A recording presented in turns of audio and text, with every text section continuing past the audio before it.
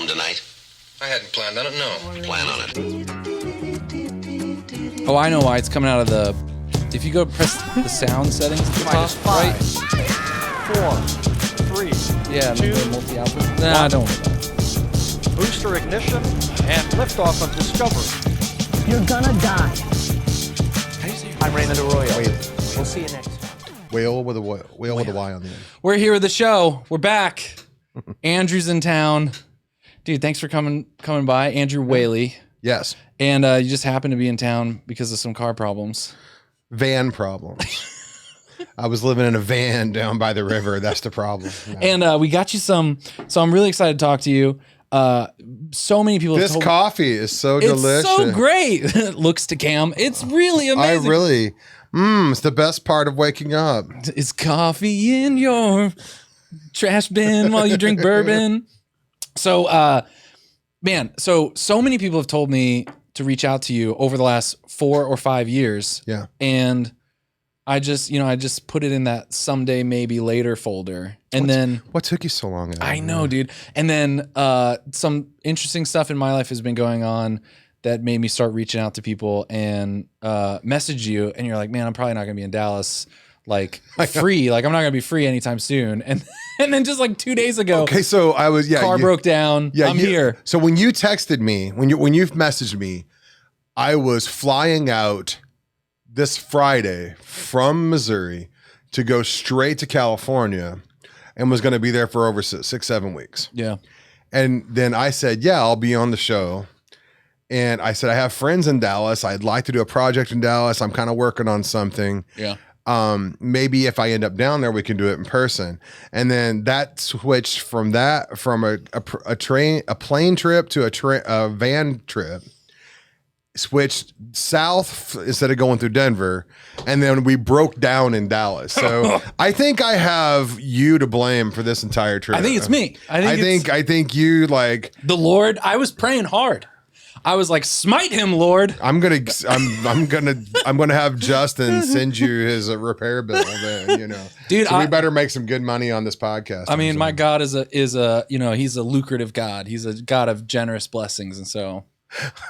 Just so many prosperity gospel jokes I want to make. Yeah, that's what I was searching for. One of those. I definitely. So we got. I did my time. Yeah. We got you some TX Bourbon in honor of Texas. I want to talk about Calyx TX Bourbon. Huh? What do you think? Let's give you a review. It's really good. I was drinking balcones last night. So you like it? So this is locally. I mean, it's made in Texas. Obviously. I mean, this coffee is delicious. Come on, we're Catholic. We can drink whiskey on the podcast. In Fort Worth. In Fort Worth, brewed here. So thank you, TX Bourbon. Sponsor us. Where's the camera, man? Reach out. Yeah, all those cameras. So I want to talk about each of you cameras. There you go. I want to talk about Calyx. I'm so insecure about the way I pronounce things that I read online. Okay, so yeah, I say Calix as well. Okay, Calyx. Now I know it's Calix. Is that what? In Latin, seminarians reach out to you and go, actually. No, I've only had like one person. Okay. It's Calix. It's Latin Calyx. for cup or chalice. Yeah. Because the whatever my organization is, it's a consulting firm, it's an apostolate, well, before I talk about that, I want to talk about that, and I think this episode will be about that, about the you describe it as like mission driven coffee shops, right? Like I mean that's part of what we do. That's what we started doing. Okay, so first it's been evolving though. But first though, like you're quick, it doesn't have to be quick, but you're kind of like comic book superhero origin story, like just in like maybe 6 panes. Okay, so I was a total geek in high school and just really loved science, and we were on a field trip. Yeah, and the spider bit me, and the next day I could like go up walls and stuff. Wow. And it was pretty. Yeah. Oh wait a minute, that's Spider-Man. And then you could shoot sticky substances out of your body. Well, no, I'm more like the other version where he actually made the web shooters. I'm kind of old school, Which one's canonical? Which one's like the there's a great. I'm not enough of a geek to know that. Yeah. I think the web shooters are canonical. Really, web shooters? Making the web shooters. That's what I think. Yeah, that's what I thought. Yeah. If you're listening, call in angrily if you're a comic book. Well, because nerd. I like that because that makes him a little. I mean, he's got all these cool powers, but that makes him a little Batman. Yeah. I like that too. It puts a little Batman around the edges. Well, and it also right? is like an Iron Man jumping off point, right? Because like he's smart enough to make some gear Iron Man sees that in him, Right. that connection there. So sidebar, I was seeing a friend, a priest that I'm good friends with, one of my old roommates, and we were in Indiana in a college town, and we're at this coffee house. And there's this kid comes up and he's wearing a shirt that says Roger Stark 2016. Roger Stark. Yeah, I don't get it. Wait, Tony Stark, and Roger. It's Captain America and Iron Man. It's Roger Stark 2016. Oh, okay, I get it. Okay, I get it. And so there's this woman who's dressed really well, and she's like a professor or something, and she looks at the shirt and she's like, "Son, that is ridiculous," or something like. And we thought she was just gonna wig out because the current political environment, like somehow that offended her, and she goes, Tony would never be vice president. Yeah, that's true. That's true. She was offended from a comic book, from a Marvel perspective. Yeah. That makes total sense. I mean, yeah, I could see some similarities between Tony and Trump. I mean, you said it public. I mean, that's your stance. I mean, but I'm not gonna. I could see. Yeah, there is some just making a lot of Iron Man fans really upset. The difference is I would vote for Tony Stark. We're making a lot of blue Iron Man fans like really pissed off. Like, do not compare Trump to. Okay, so your actual origin story. Okay, my actual origin story. Yeah. Okay, I'm always interested in number of siblings, family of origin, religious affiliations of parents. Yeah, so this is a weird one. I'm not. I mean, I think maybe not. I mean, not weird for Gen X, but maybe weird for Catholic world. I was raised nominally Catholic, culturally Catholic, only child, born back in, dinosaurs were wearing polyester. I had gold shades. So only child, mom and dad, got divorced when I was about 12, 13. Mom kind of got involved with the charismatic renewal and kind of followed it out the back door of the church. Yeah. Dad never darkened the door of a church again, except someone's dead or getting married, And then I kind of stayed Catholic for a while, and I was involved with Teens Encounter Christ.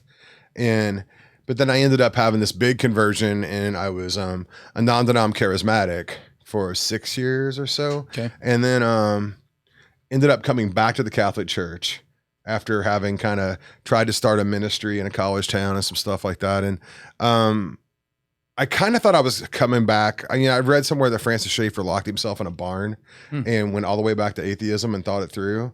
And my stuff had become very jumbled, and I didn't have enough guts to go back to atheism, so I went as far as I thought I could go, which was Catholicism.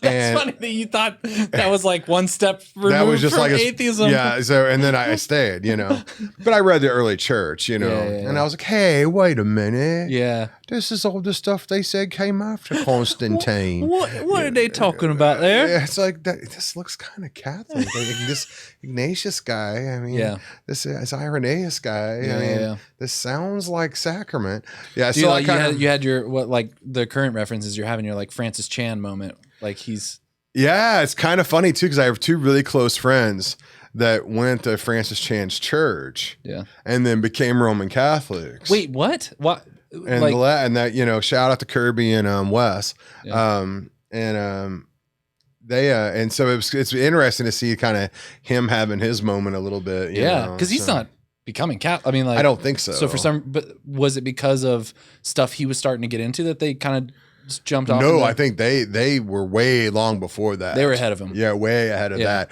So it's interesting that that's happening. But I've just seen a few videos where he's kind of and it's talking about the Eucharist and the body of Christ and like really dude. I respect that guy. I feel like that guy.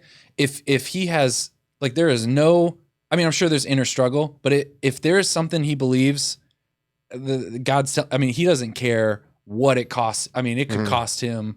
It could cost him his right arm, and he's just gonna say it. Like he's just gonna be like, for sure. This is what I think right now. And I think that look, if you go at reality intently and with purpose, and you're willing to accept the consequences, and you're not going through some kind of a lens of ideology, then you're gonna find truth, because truth is a kind of thing that gives itself if you seek it, which that's maybe getting ahead of itself, because part of what I do with Calix is that's part of the rubric of how we do things. But anyway, so I I had I hurt my back, blew my back out, and How decided old? to. So wait, I how was old were you? 90. I was 26, Okay.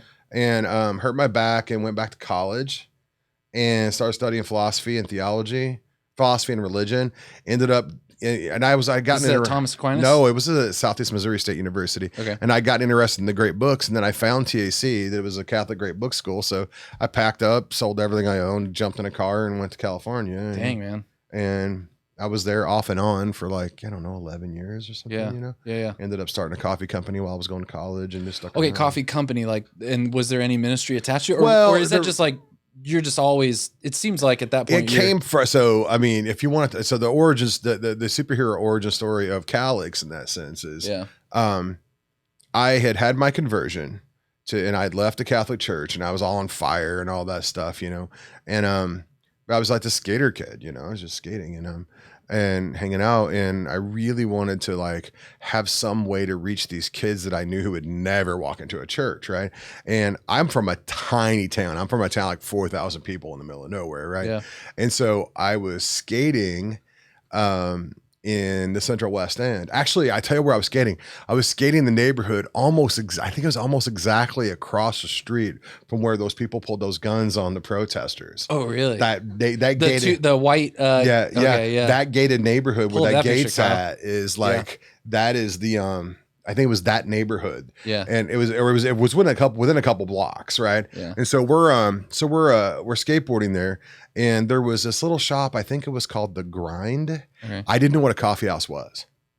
I had no idea. Wait, you had no idea like a Starbucks or like? No, Starbucks didn't exist. This is pre-Starbucks. This is Starbucks wasn't here. Yeah. You know? You just thought of IHOP. Yeah, like those guys. Is yeah. this the? Like it's like across the street from their house, I think roughly is where that gosh. was. There was a place, Central West End. Anyway, so I had to go to the bathroom, and I went into this thing that I thought was like a bar or something. I was like, 18. Yeah. So I kind of go straight through. I see a bar, people sitting around. I go straight through. I go to the bathroom, and I'm coming back out, and I'm kind of stopping. I look around, and the guy's like, "Hey, what can I get you?" I'm like, "Hey man, I'm sorry you caught me. I'm only 18. I just need to go to the bathroom. I'm only 18. And he's like, "What?" I'm like, "Can I get you something?" I'm like, "I'm 18. I can't drink."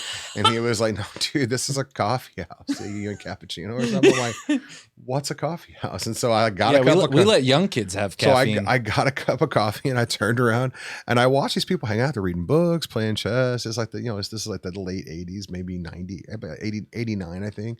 And so I'm like, hey, this is a cool community forum. Yeah, yeah. And I just became obsessed with it. Really, at 18? At 18. And so then so I started going, then there was actually a Starbucks on the loop then. And I didn't know Starbucks was like this giant chain. I thought it was really cool, you know. You're like, can I talk to the founder of this right. Starbucks? Does the owner work here in this location? You know. Can I get his phone number? So, and it just so it actually started as a missional thing for me, and then later I ended up heavily involved in the actual business of coffee. So at 18, you were trying to reach your skater friends? At 18, I was like the kid with the long hair and the baggy Dickies with Vans on, with Jesus painted on top of my grip tape with paint so pen. you were, pardon the phrase, a Jesus freak. Well, that was more like 70s, Yeah. They kind of tried to bring that back in the 90s with DC Talk and all that, which I'm not a fan. Yeah. But hot takes. well, they were like, they did that Jesus Freak album or whatever. Yeah. I was involved with the Christian music industry in there a little bit, through Kevin and stuff like that. We mentioned Kevin. We need a sound effect when we mention Kevin, Yeah, like a sound effect. We could have. I'm gonna give you. We you could need have a drinking game. Anytime we mention Kevin, we drink. Okay, I'm gonna bring this down just like that. Okay. You're not used to video. There we go. I'm not used to video. So you started. Which is a shame, as pretty as I am. But I know, man. You should I have a face for radio. You need at least 3 cameras. You need to start a podcast, or you need I don't know, but you need a show and pod. And well, I'm gonna do a podcast. We're gonna set you up. I've done a podcast, but I've never done a video podcast. The thing with video is that then it's fun to make little bits for social media. That's really okay. Other than my parents, who literally sit down on the couch, they prop up their thing, and then they watch the full episode of my podcast on YouTube. Other than them two, no one else does. Hi, Mom and Dad. Hi, Mom and Dad. But it's fun to chop up for like social media and stuff. Like, cool, that's what's really cool. So you're in college then, and decide to start a coffee company? Yeah, I was in college and I started a coffee company. Like a roast? Like I get confused about roaster where I versus- collaborated with a local roaster and did a private label, and Yeah. then later on we had a kind of a deeper collaboration. Yeah, and then over the course of years, you know, I had managed shops, I had built shops, I had, you know, done coffee. Wait, but at the time you're studying theology and religion and starting coffee companies. No. I did theology and religion. Then I went to California. Okay. And then I studied at Great Books. Okay, And okay. it was after a couple years after that. I took a couple years off and I came back. It was in 2001, I Okay, think. Then yeah. I started this company called Coffee Boy. Okay. Coffee Boy? Yeah, all one word, Coffee Boy. That's cool. And so Did you have a location like when you started or? no, we were a wholesale coffee company. Okay. I did end up having a pop-up in this really cool loft in downtown Ventura over a little courtyard. Yeah, It was yeah. super cool. For a little while. And then we did end up owning a shop later over in Fillmore, California, a little agriculture town. But Yeah. mostly we were wholesale. So then at what part does Calix start becoming? Yeah. So And do you still own coffee shops right now? No. Okay. No. So I oh man, this is a really long story. So I sold Coffee Boy. I didn't sell the brand. I kept the online store, but I sold the wholesale company and all the customers and all that and the relationships. And then, I sold that wholesale arm. We rebranded it and sold it. Yeah. And then, I went to the Augustine Institute for like a semester in Denver. Cool. And then I discerned in religious life for a while, and then ended up owning a coffee house for 2.5 years in a little town. Yeah. And then that kind of all fell apart. And I went back home to Southern Missouri where I had grown up at. And there was a shop there that I had been their coffee supplier. And I was my very first customer. And I had, in a couple locations before that same shop, I had kind of rebuilt it a long time ago. And so I had an impact on the culture. And I had sold them all this equipment and I knew their numbers because I was their coffee supplier. So I'm like, I'm going to go home. I'm going to lease this thing. And through a long history of stuff that happened involving a street remodel and the building getting sold and some stuff like that, I shut the shop down and I went to consulting. Yeah. My first gig.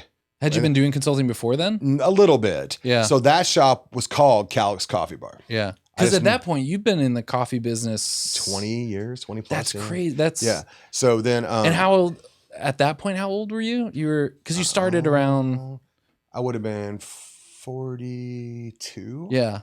So you mean but from 18 on, You have I'm to turning the AC down. But from I thought you got the calculator out. You're trying to figure out how old I am. No. I'm old.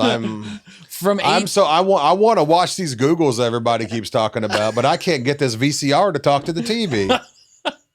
Okay, so you dive into consulting, but at that point, are you mainly helping people that just want to open coffee shops? No. When I dove into consulting, my very first gig was helping the Augustine Institute build a shop in the new location. Okay. Yeah, so I moved to Denver, but it was supposed to be like a 3-month gig, and then I was going to go do something else, and I stayed 5 years. Wow. I just ended up. So how did we ended up contract managing the space there? Is it still open? Yeah, this exists. Yeah. Wow, dude. So what? I mean, I have so many questions. Why did Augustine want to open a coffee shop? Well, I mean, that's a good question. I think they liked the idea of reaching out to the For people who don't know, around. though, Augustine doesn't really have like an on-campus student. Oh, yeah, they do. Oh, they do? Okay. Yeah, it's not a lot, but it's also in a big. It's in an office building that they own now, and there's a lot of other apostolates and stuff. So it was in the middle of the Denver Tech Center, so there's a lot of people from other buildings that came. But was it like we need a coffee shop for our students, or like we want to both? Okay, and we wanted to kind of reach out a little bit. Yeah, I mean, it was definitely for the institute. It's what in Calix we would call an internal community incubator. In the sense that it was mostly, FUBU, is for us, by us. It was but people did come from outside. Yeah. And we did and it was a good source to get. I got my first real information about what can happen with relationships that can happen organically over time, even in kind of a heavily ideological space like that was. Yeah. But it made me understand. I learned a lot. Yeah. There. And it still exists. Shout out to anybody at Totally Legit Coffee. Okay, so walk me through like when you're talking about, I'm infecting you with my ADD, man. I love this. We're just going all over. I love this. I feel like I need to force that to be in your hand though. So he's trying to. You're trying to. I'm going too fast. You're trying to get me drunk. Clutch the pearls.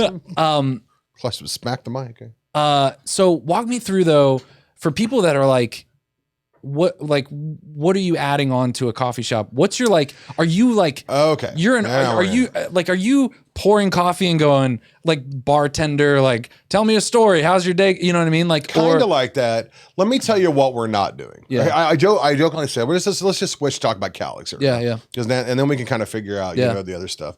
Because that'll be a good way to kind of transition here. And I know that and I have a hard time because like I know this is like I'm asking questions where it's like, hire me and I'll talk to you for hours about it. No. Everything you're asking about is in talks on my website and stuff. So yeah. Okay, sweet. No, so I jokingly say that my consulting firms, people call me up wanting to open Catholic coffee houses, and I try to talk them into being Catholic and opening coffee houses. Interesting. Okay. I mean, and the difference is, let's tell you here's what we don't do. Yeah. We don't build a shop, call it Immaculate, serve a Poppuccino, hey, I see you're wearing a shirt with an airplane on it. Speaking of airplanes, it says in the Catechism of the Catholic Church in paragraph 1053 that, we don't. God flies pretty high. How about that? Right. It's like, oh, hey, I see you're wearing a tie. It says in Romans 10, 9 and 10, if you believe in your heart, confess with your mouth, Jesus is Lord.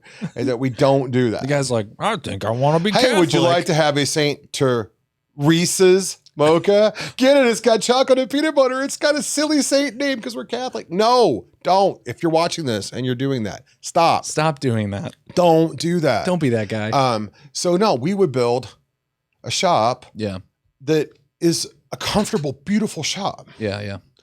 And the difference is maybe the intention of the people that own it. I often say that the spaces we build are not spaces for evangelization. Mm-hmm. It's not the context of evangelization. Yeah. This coffee house is not the context of evangelization. Relationship is the context for evangelization. Okay. Yeah. I build you a place where if you don't mess it up, you can earn the right to be heard with some deeply unchurched people that would never walk in your church. Yeah. So, but what's different about a coffee shop that you're consulting with? Because I'm sure other, like a random guy, I mean, my favorite coffee shop here in Grapevine, Redefined, love it. Like, and I don't know much about their strategy, but what's different? Because I'm sure there are people that don't have a faith motivation that are like, well, yeah, we want customers to feel welcomed and loved and like, so. Oh no, this is definitely, there's a faith motivation. There's definitely, it is a missional thing. Yeah. Man, we are trying to build a relationship and earn the right to be heard over time so that we can then, it's not like it's not a bait and switch. Yeah. It's not, oh, you liked this. If you like my coffee, you'll love my Jesus. I mean, we're not doing that. But give me some practicals, like your day-to-day life, 5 years running this coffee shop. Are you serving out coffee and just striking up relationships? Just pulling shots. Here's the thing is you build a space that is beautiful and welcoming and the people that you want relationship with will feel at home there. Yeah. Right.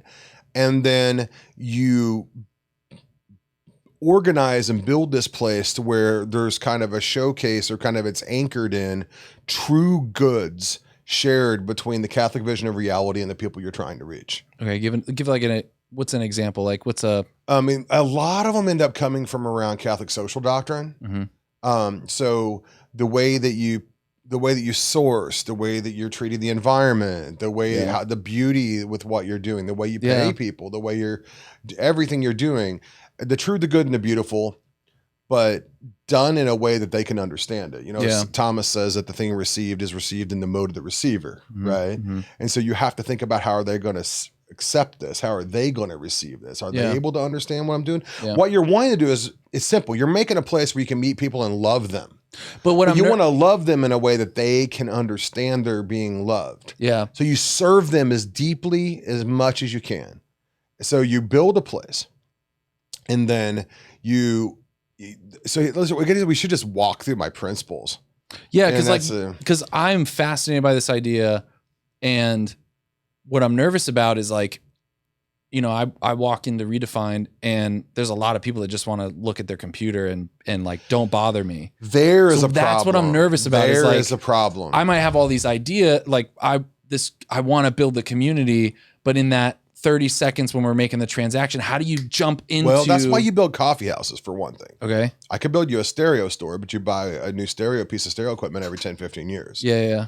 But you buy coffee every day. Yeah. That's why. And also, these types of businesses for all of civilization have been the kind of places that very different people spend time together and even get to know each other. And that's normal. That's not weird. Well, it's like the idea of like I don't know if this is totally true, but I have this idea that in the olden days, it was like the tavern where people would go.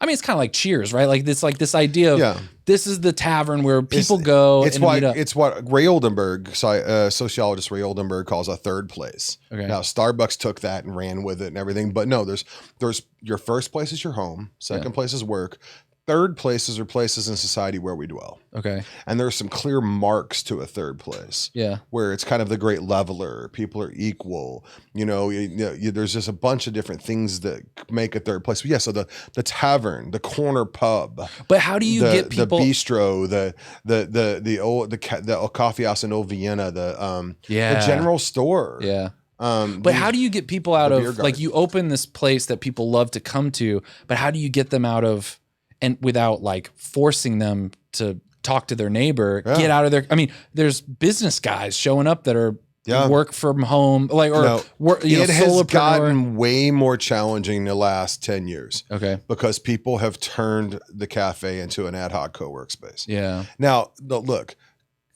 work has happened in cafes for 500 years. Mm-hmm. But so there's the four marks. The four main activities of the life of the cafe are the consumption of food and beverage, conversation, reading, and writing. Right? That's what it has always been. Yeah.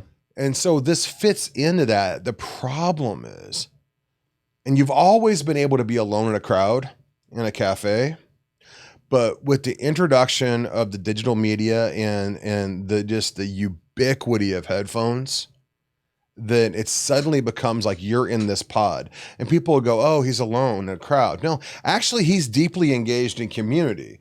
It's just not you. Yeah, that's true. He's engaged in community someplace else. Well, now I see you have Cal Newport's book on the wall, you know? Mm-hmm, yeah. I mean, it's huge like, fan. Yeah, look at digital minimalism. I'm sitting there going, LOL, and liking it and saying someone's kid is cute. And there's a guy sitting next to me with a cute kid. Yeah. And I don't even see him. Yeah. Instead of just closing this going, hey, your kid is cute. Where are you guys from? Yeah. I mean, we don't connect in that way anymore. So there's a great example. We built a pop-up as an experiment in this. This is something Calix would do. This is what I mean by the kind of the confrontation, the collision between the Catholic vision of reality and the current culture, right? We built a pop-up in Minneapolis called Farside Coffee. And we put, inspired by Faraday Cafe, this pop-up, this like an art project that was done in Vancouver. We put a big bunch of the seating area inside of a Faraday cage. Whoa. So your phone's a brick when you sit down. Dude, that's awesome. And there was no to-go cups. The thing that popped to my mind is like no Wi-Fi Tuesdays or something. Yeah, there was no Wi-Fi. Yeah. We put it in a Faraday cage and there was no to-go cups. Whoa. And so people would walk in, hey, can I get your password? Can I get something to go? We don't have to-go cups. And people literally started a Yelp page about Farside so they could bitch about the fact that we're these ideological hipsters don't have to-go cups. Yeah. They thought it was something that we were doing about the environment. No, we're like, but what shout out to Sam France, the guy that was behind the bar there. Sam would see someone walk in and they go, hey, can I get a cappuccino to go? We don't have to-go cups. What do you mean? Like, no, we just want you to be here with us and have this now and be. Yeah. And they're like, well, I mean, I'm like, really? You really don't have 5 minutes for a coffee? Yeah. Yeah, I guess I do. Yeah. And they'd sit down and they'd end up staying there for an hour talking. Wow, man. That's risky, man. That's risky though. Yeah, like if you do that and someone's. It was a pop-up and we didn't need to make any money. It was like, and what we did was we did this thing. We didn't tell anybody who was doing it. We got some media Minneapolis, some press on Yeah, it. yeah. And they went, surprise, we're the Roman Catholic Church. That's Wow. why we did this. That's dope. Because we're personalists. Yeah, that's dope. So, but that was kind of fun. That's dope, man. Yeah, so I would say, I mean, there's one model. I mean, I'm about to put a bunch of models on my website. One model we're going to put there is the deep analog coffee house.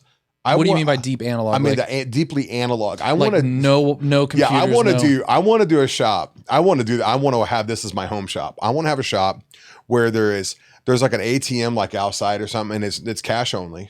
Mm-hmm. There's no to-go cups. There's almost no signage. It's not hand drawn or something like that. No screens allowed in the space.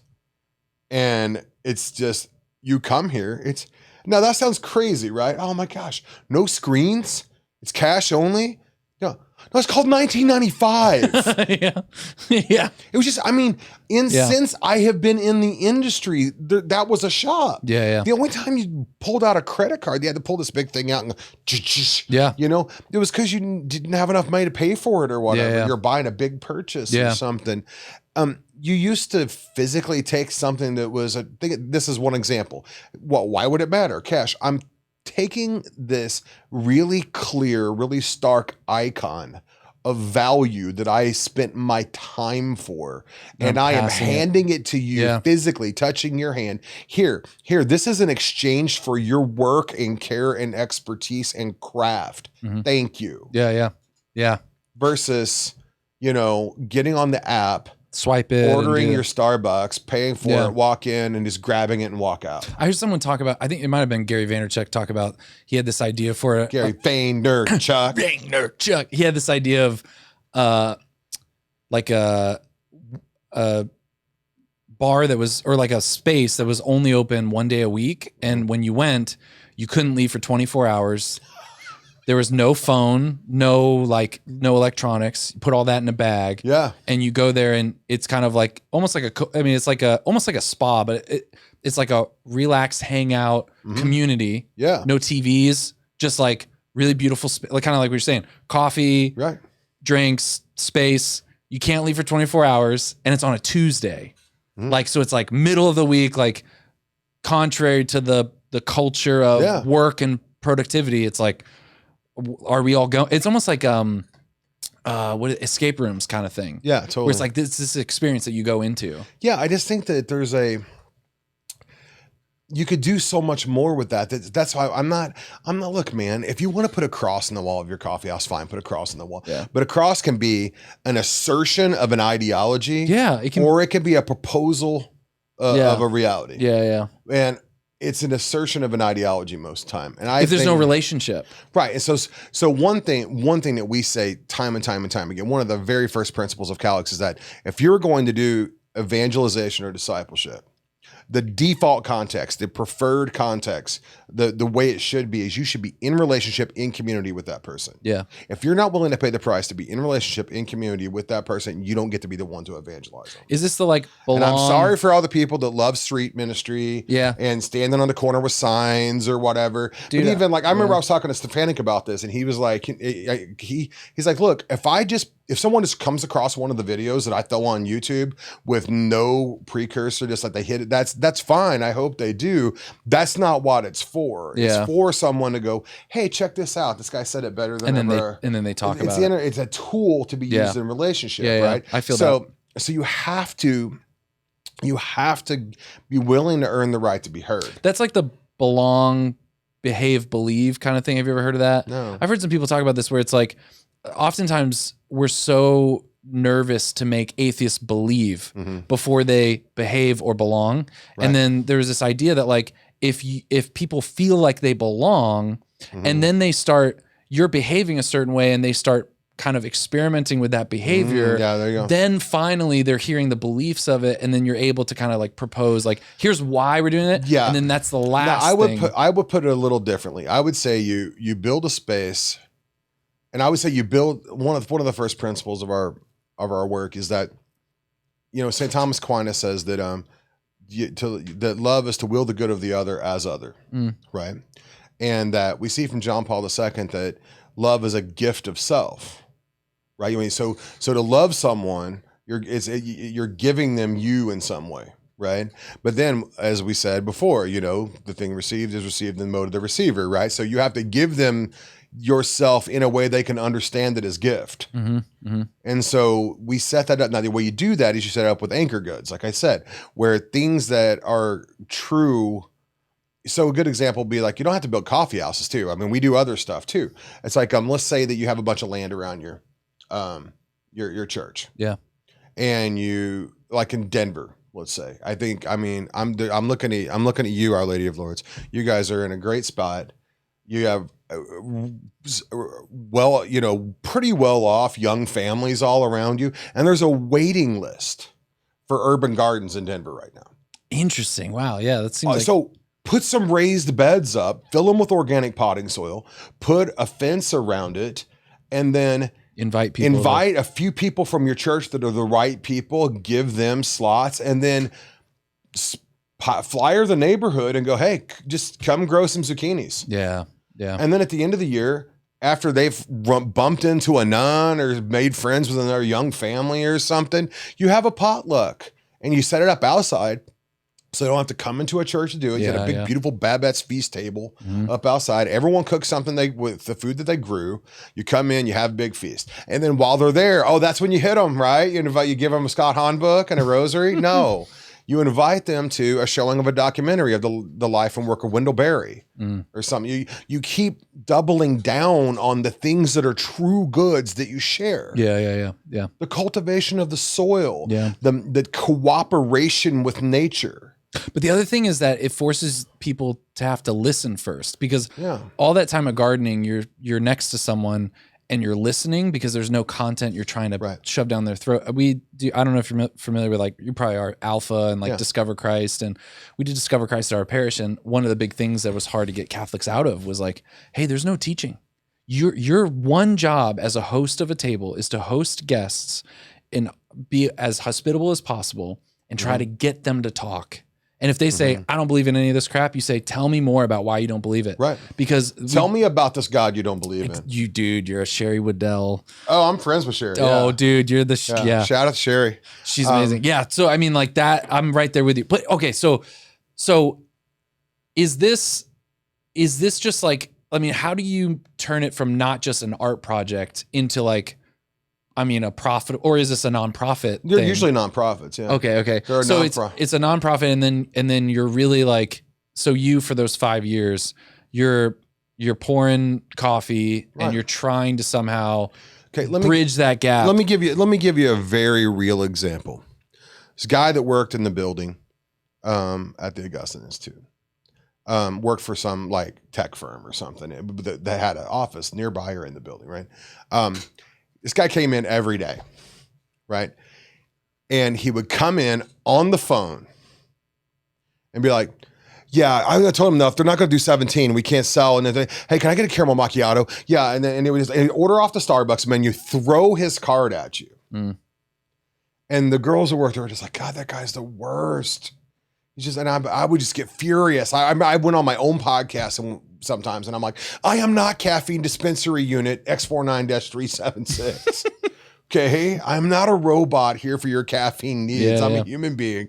I would just get so frustrated. And I'm like, okay, now here's what we want to do with this guy. You want to treat him, you just be a person, treat him as a person, even if he doesn't want to treat himself as a person. And so we just started kind of like taking it serious. And I started talking to them about how to engage him, how to do this stuff. And slowly over time, he started like. What type of tips? What were you telling them to do? Like, it had a lot to do with the Benedictine charism of hospitality and treating each stranger as if they're Christ, and loving them and serving them in the way that they will let you. I mean, think about it. You're in a Benedictine monastery back in the day. A stranger comes to the door, rings the bell, the porter lets him in. The first thing you do, and he might be a dirty beggar or something, right? The first thing you do is you take him to the abbot, and the abbot prostrates himself in front of the stranger. He treats the stranger the way we treat the Eucharist when it's in the monstrance. Yeah. So you had a lot of baristas on the floor. And yeah, exactly. Yeah. A little bit cleaning. Yeah. We were spick and span. Yeah. No. So I said, love him as if he's Christ, and let that change you. Yeah. And if you do your work, it'll change him. So he started like coming in, like he would be coming in, talking on the phone. Hey, hold on a second. Yeah, can I get caramel macchiato? Right? Yeah, like Yeah, and that was like a difference. That was a and change. then I'm like, okay, you know. Yeah. And then he came in. Then he'd walk around. He would walk around outside, then shut the phone off. Come in, and can I get caramel? What do you guys call it here? You don't have caramel latte. Yeah, like he actually looked at my menu for the first time, dude. So it's going, and then one day he started just shutting the phone off. Coming in. One day he comes in, and he looks at me. and goes, "How you doing today?" Shoot, dude. Angels sang. Gosh, man. That's 2 years. Dang, dude. Now, here's where it gets amazing. He comes in one day, no phone, nothing, head down. And I'm like, hey, what's going on, man? How you doing? Oh, my mom's really sick, and she's in the hospital and we were there up late last night, and I said, this is the moment, right? I said, what's her name? It's like Helen, I think it was. And I said, we'll pray for her. Thanks, man. And I gave him his caramel latte. I knew he's drink. Gave him the caramel latte, extra hot. Here you go. Hey, it's on the house today, man. Have a good day. Thanks, man. So then I kicked that up to Father Riley. Said, hey, prayer chain, can we pray for this woman? And, his name's Helen. Her son works in the building. Okay. This goes back to Sherry Waddell. Never take a label in place of a story. I was just talking to my wife about that. What we didn't know, he'd never mentioned, this guy was a fallen away Catholic and had not been to mass in over 20 years. Dang. He was walking by to go to the garage or something, heard our mass starting downstairs in the chapel, decided to go to mass. Wait. So you had mass below the garage? We had a mass in a basement chapel at the Institute. But like below the coffee shop, or? This is in a whole big, gotcha. Coffee house was in an Institute. Big building. Okay, right? Gotcha. And the building had a chapel. Dang. And so it was on the same floor, I think, as his office. And he probably walked by it a million times. Yeah. He decided to go to mass. He walks in, Father Riley's in the back, and they always says the Angelus before he comes in. He goes, today's mass is being said for a woman named Helen. Her son works in the building. She's in the hospital. Please pray for her. The angel of the Lord declared it unto Mary, and she conceived by the Holy Spirit. The day that he decided. He walked in. So he walks in to mass for the first time in 20 years, and they're offering the mass for his mother, and they don't know him. Dang, dude. So we hear about, he tells one of the girls about this. He comes in like that next week, goes, hey, here's where we live in the metro area. What's a good parish we could go to? I want to take my family to church this weekend. Dang, dude. So the Holy Spirit knew how to use that when the time was right. Mm-hmm. We had to earn the right to be heard for 2 years of not being offended, not reacting, and doing the slow work of just loving someone. Yeah. Right? Yeah. But most people don't have that kind of patience. Well, it's almost like you have to find missionaries to be baristas. No, and that's the model. That's the model we're working on.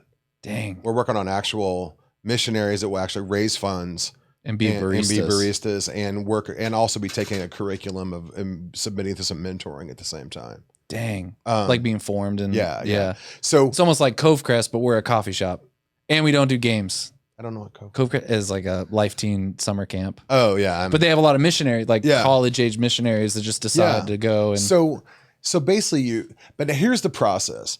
You take that Benedict. So here's the thing that you're talking about, the behave, belong thing. Here's where we get into that. So you earn the right to be heard. You connect with shared goods that are increasing discovery of shared goods in the space. Because like, let's say, I don't know, a guy walks in with a beard and a dress, right? And if you're a good ideological Catholic guy, you're just dying to talk to him about his nature. Mm-hmm. But he doesn't think you care about him, and he doesn't think you care about nature. Yeah.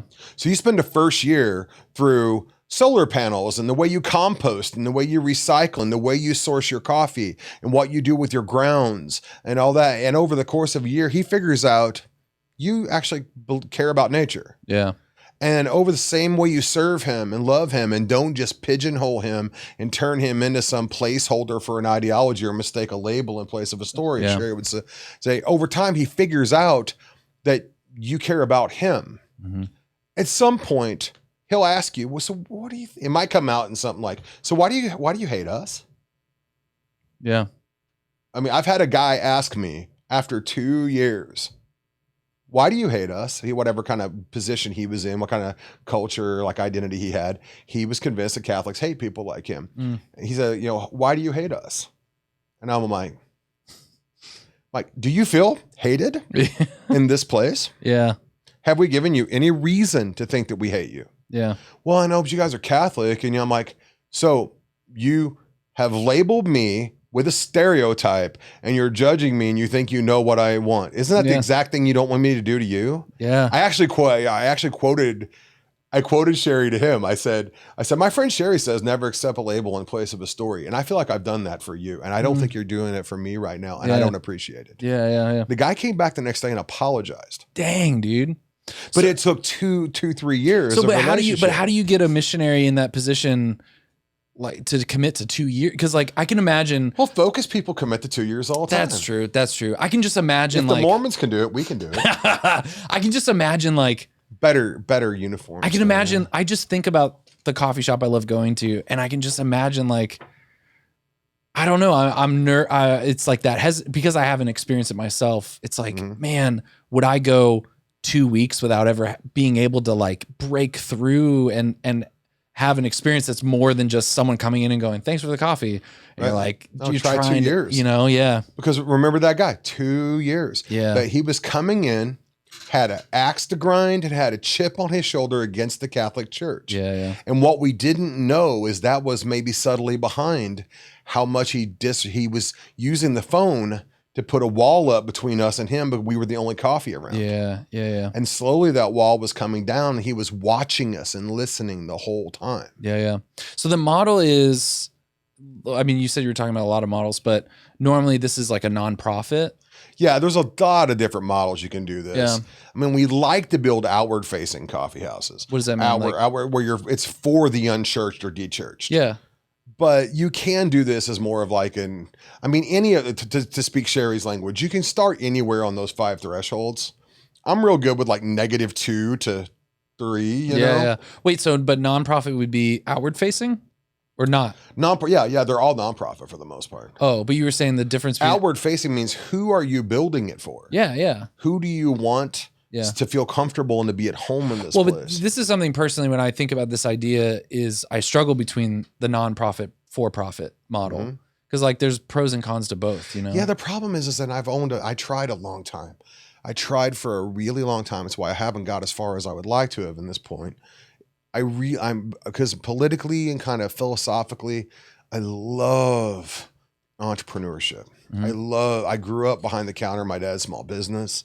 I love the kingly virtues of self-determination and business ownership and all that. I was really hoping that this could just be the way that the entrepreneur carries himself as he builds small business community. The problem is it just takes so much money and time. You have so much mental effort invested in trying to get butts in the seat.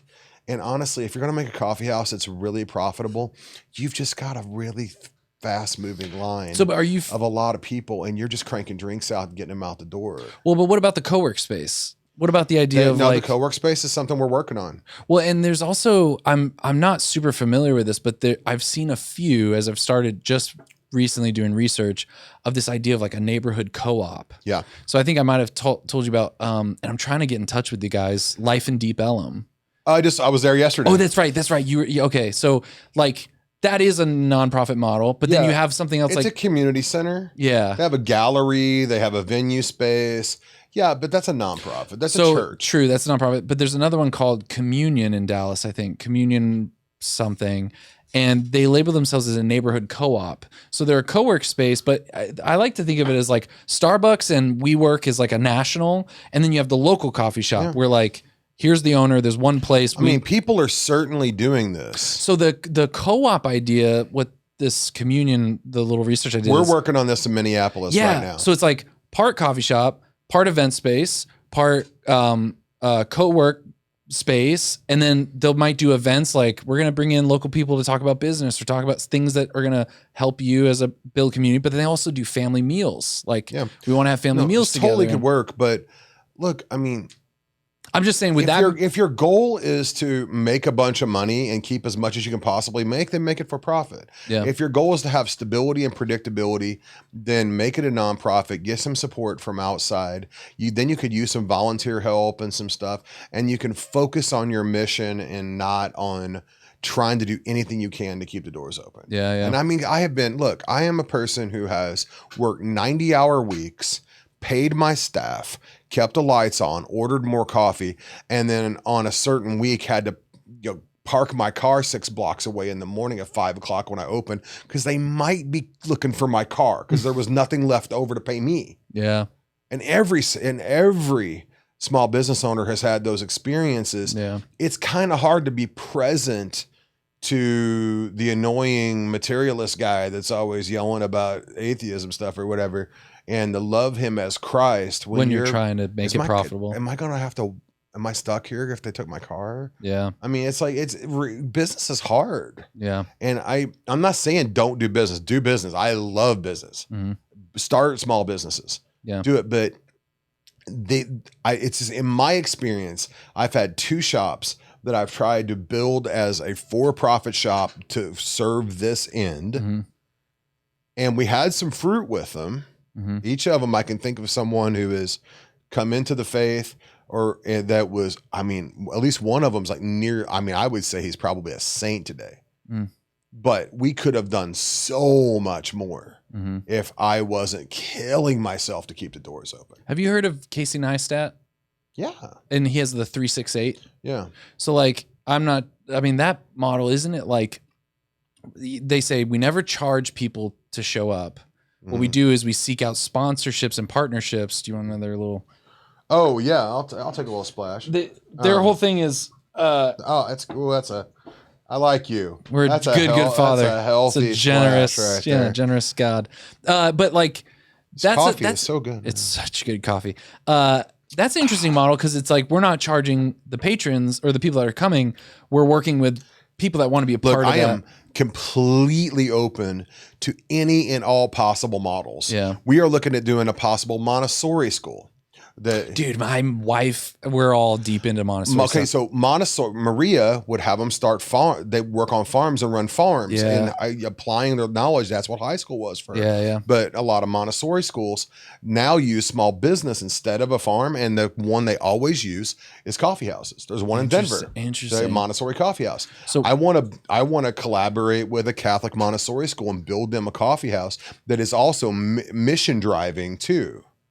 My wife would be screaming. That's an amazing idea. Yeah. My wife is all about like, our kids need to have that experience, have that place where they can learn to be an adult. So let's talk about your believe, belong, behave thing. Not mine, just one I've heard. I'm not sure I'm fully sold on it. Right. No, here's the method that I think about. So once you've built a place, you've established a connection at the beginning of turning up the AC now. Oh, that's fine. I was turning down the AC. Now I'm turning it up. He's on his phone, dude. I'm like, no, I love you. I'm not on my phone. Yeah, no, you're done. I'm done. You put your headphones on. Let's get. Do we have a Faraday cage? You know, I'm sorry. If this was a cartoon, then like the Roadrunner would drop the Faraday cage and be like, No, so you've earned this right. You begin earning the right to be heard through shared goods and all that. Now, here's the key. Here's where the denouement comes. Here's where you turn this and it becomes more than just an exchange. Because what you want to do is you want an exchange to turn into kind of a conversation to turn into a dialogue, and a dialogue to turn into a real encounter. Right. That's the kind of the process. Right. So here's what you do. Here's the real story. So you got this person, they're coming in and you're getting a few minutes with them 5 days a week. Right. And they're watching how you live, how you work, how you do. Are you working beautifully and mindfully? How are you sourcing? How are you, do your employees seem happy? How are you paying people? Are they paying well? Do they have insurance? You know, so are you just throwing your trash in the street or what, you know, you do all that. Right. Then here's what you do. So here's the core method underneath this, and that is to live with an awakened desire. So have you read Disarming Beauty by Father Julian Caron? No, but I'll raise you a The Evidential Power to Beauty by Thomas DeBay? No, but I'll read it. Is that okay? That sounds So. Father Julian Colm is the priest that replaced Monsignor Giussani as the head of CL. Why do I know? Oh, okay. Communion Liberation. Okay. So he wrote a book called Disarming Beauty a couple years ago, and in chapter 1, second half of chapter 1, he lays kind of this concept out. And I'll just make it really brief and just kind of summarize it, right? Okay, so there's someone who has insufficient or incomplete answers. They're wrong. Mm-hmm. He's a materialist. He thinks that there's nothing but atoms in the space in between them. Yeah. That's it. Yeah. Right? But there's more than that. Mm-hmm. We know that. So we as Catholics, we look at that and we go, he needs information. Mm. Usually in the form of catechesis or apologetics. And do you feel like that's a result of the Enlightenment and this kind of like very scholastic, like there was a time in the church where we needed a rigorous scholasticism, but then like we've lost, like you're saying, the beauty, the personalism. I don't know. Maybe there was a time when I don't know.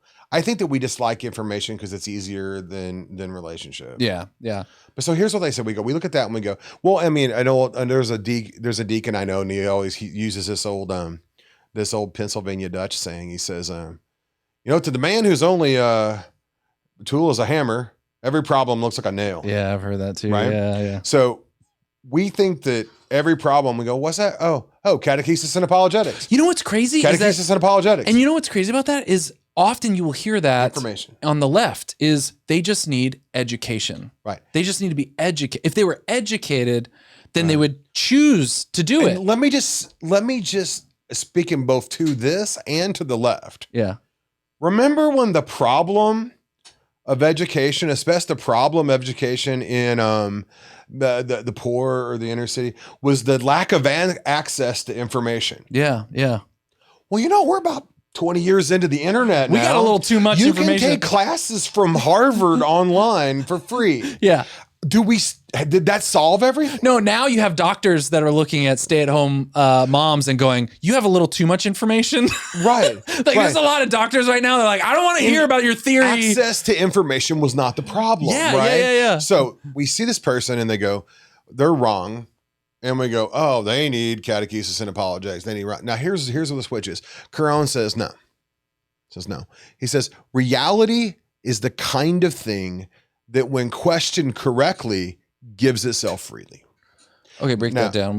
That reality is the kind of thing that is available and knowable and understandable through experience if it's being probed correctly. If those questions, the reason they have incomplete answers or insufficient answers is because they are asking incomplete or insufficient questions. Interesting. And then he says, why are they doing that? Because their desire has not been awakened. Okay. And then he asked the obvious question, well, how do you get your desire awakened? Same thing that Plato said about the good. You have to get around someone whose desire has been awakened. Interesting. Okay. So your key modality, your key mode of engagement in mission in these places is to just build a place that you can have a repeated encounter with someone. And then they're not the problem, you are.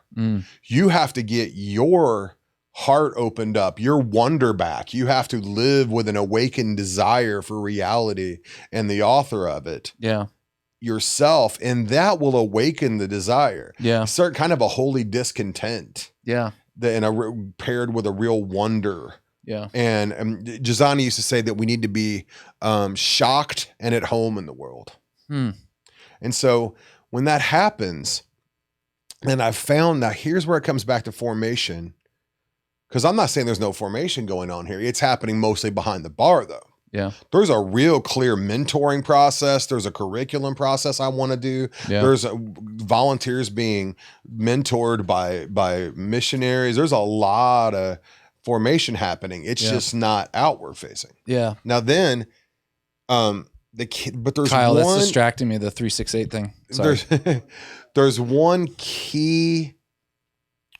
really, really key experience that I find opens up the heart and really awakens desire in people, especially people that are mission minded. And we've already spoken of it.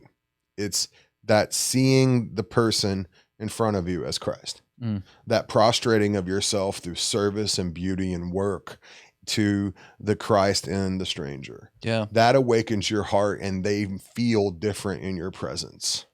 when you're serving them. So you can wipe the same counter with the same rag as somebody else, but when you're wiping that as an act of love, yes, it an changes act of self-gift, it opens up a space between you and that person that the Holy Spirit can inhabit. And I don't mean he's going to change your words or give you some argument. Yeah. I mean, assume we're talking about bone silence at this point. Yeah. It's a reality, you know, in the Byzantine theology and the liturgy, they say, you know, God present everywhere, filling all things, you know, and you're kind of in some way activating that and acknowledging that and seeing that in an almost increased to like almost a sacramental manner in this exchange of gift. Tell me I don't know if this is theologically accurate, but we had a discussion one time. If you don't commit heresy every once in a while, you're not trying. Okay, true. You just have to back off of it when you see it. All right, let's try. Let's see if we can make some heresy. Let's do it. So one time I was with some volunteers and we were talking about like acts of service basically. And the question came up, what is the difference between an act of charity to someone? One person performs an act of charity and they follow Christ, and an atheist performs an act of charity. Like, what difference is there? So like if we set out to feed the poor, Christians, Catholics, and an atheist sets out to feed the poor, what's the difference? And we were going back and forth, and at one point I said, the real difference, the difference is the Holy Spirit. The only difference is like if Naaman were to just think I'm gonna dunk myself in the river multiple times, he's not open to an immaterial force, something changing. He's just like, I'm gonna dunk myself. But when someone else who's open to the Holy Spirit says like, do this thing, like you said, like the material gets infused because someone is open to the possibility that when I give you this cup of water, the difference between the atheist and the Christian, and not to give a label, but just the difference between someone who's not intentionally saying, what if this changes this person's life? Like, how do I just infuse every moment of this mindfulness? It's like The Practice of the Presence by Brother Lawrence, like just picking up a piece of straw, mindful of the presence of God. That's the only thing that changes. Yeah, I mean, it's interesting. Yeah. Brother Lawrence would say that there was no difference when he was like cooking or whether he was in the adoration. Yeah, it was the same presence. Yeah, and so it's like a very Byzantine concept. Actually. And so it's the idea of like, what's the difference if there's two coffee shops, one that's just a regular for-profit, and then there's your coffee shop? What's the difference? Well, the difference is like when we're giving that cup of coffee, we're open to something different happening. But the other question I had for you is, there's got to be people that maybe never even like that is off-putting to them. Like, do you think that that's the case that the religious? No, just the coffee shop in the way that you're building it. Are there some people that are kind of like, I'd rather just go to the Starbucks? Yeah. And that's fine, right? Like I get the sense that we can't have a relationship with everyone. Yeah. And so it's like, there's just not room. But yeah. But I mean, look, here's that's okay though. Yeah. I think that, well, to go back to your charity thing too, I think that one of the differences between the way we give and the way someone else would give is that, I mean, look at like, have you seen the documentary Poverty Incorporated? No. Watch it. Where's it at? It's, how can I get it? Amazon, I think. Okay. I think it was made by the Acton Institute, and they just go talk about how charity, mindless charity with good intentions has just destroyed economies. Yeah. Like there's people who are Haitian rice farmers who survived the earthquake and all that, and then we just started dumping all this free rice, and now they're out of work and no one's growing any rice anymore. I've heard they've got mountains of free rice. It's like we can do more damage. So we should be mindful of the dignity of the human person, including the dignity of self-sufficiency and the dignity of work and the way that we give. Yeah. So two cups, same water, but given in different ways can make a difference too. But you were just using that as an example, so I'm not going to get nitpicky with you. Here, the difference is also, now there's a final step in this, and I say that Reinhold Niebuhr said that there is nothing more incredible in this world than an answer to an unasked question. And so that was one of the main rules. Like I think it's like number 7 in Calix is that you never answer unasked questions. Wait, but he said the most amazing thing? The most incredible thing, like the most surprising, like shocking thing is an answer to an unasked question. Like, don't do that. Oh, okay. That's the most absurd thing. So in a negative way. In a negative way, yeah. Don't give an answer to an unasked question. Not incredible in the sense of like, right. This is like, a good thing. Why would you do that? You know, it's like, yeah. So what you do is you build this beautiful space with the other in mind that they will be at home in. You fill it with true goods that are shared between you and them. You serve them as if they're Christ. You live with an awakened desire for the sake of them being in relationship, in community with you. And then when that desire, that real longing comes to fruition in their heart and bubbles over in the form of a real question, then you just answer it. Yeah. Because the desire is the hermeneutic to understand the answer. Yeah. If you give them the answer before the desire to know the answer is there, they can't understand the answer.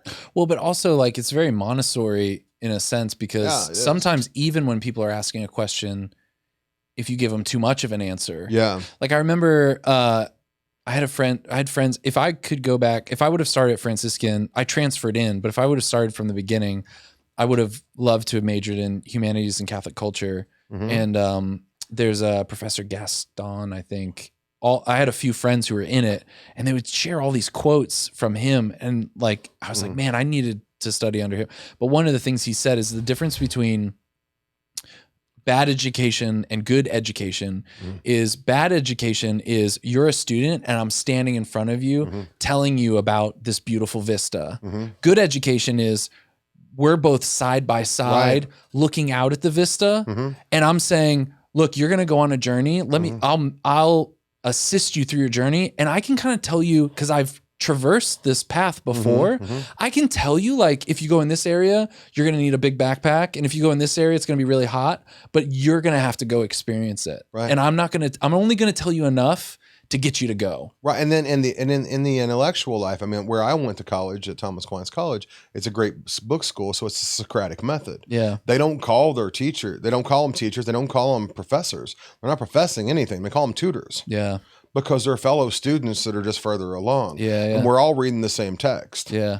And he's just calling your attention, asking a question that will make you notice something in the text. Yeah, yeah. Right. It's a shoulder to shoulder thing. Yeah. It's not, it's exactly what you're describing. Yeah. And also I love that image you're using because it reminds me of C.S. Lewis and The Abolition of Man, where the poet is looking at the waterfall and he says it's sublime.